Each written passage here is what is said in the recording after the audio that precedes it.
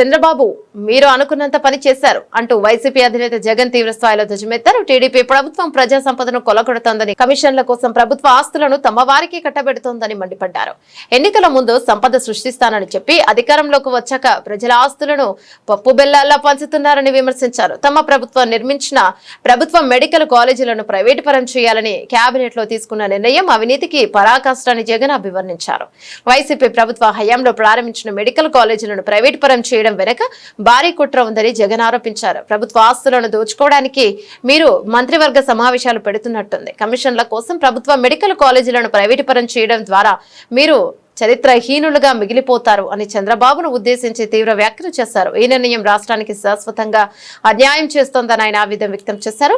రాష్ట్రంలో వైద్య విద్య అభివృద్ధిపై చంద్రబాబుకు చిత్తశుద్ధి లేదని జగన్ విమర్శించారు. 1923 నుంచి 2019 వరకు రాష్ట్రంలో కేవలం 11 ప్రభుత్వ మెడికల్ కాలేజీలు ఉంటే పద్మావతి కాలేజీతో కలిపి 12 ఉన్నాయి. 3 సార్లు ముఖ్యమంత్రిగా ఉన్న మీరు ఒకటంటే ఒక్క ప్రభుత్వ మెడికల్ కాలేజీ అయినా కట్టారా?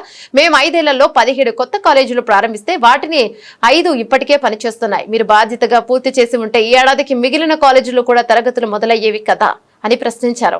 వైసీపీ ప్రభుత్వం వచ్చాక రాష్ట్రంలో ఎంబీబీఎస్ సీట్లు 2360 నుంచి 4910కి పెరిగాయని, తమ హయాంలోనే సుమారు 800 కొత్త సీట్లు అందుబాటులోకి వచ్చాయని జగన్ గుర్తు చేశారు. తమ పిల్లలను డాక్టర్లు చేయాలని తల్లిదండ్రులు ఆస్తులు అమ్ముకుని ఉక్రెయిన్, రష్యా వంటి దేశాలకు పంపిస్తున్నారు. అలాంటిది మన రాష్ట్రంలోనే అందుబాటులోకి వస్తున్న వైద్య విద్యను నాశనం చేయడం ఎంతవరకు సమంజసమని ఆయన ప్రభుత్వాన్ని నిలదీశారు.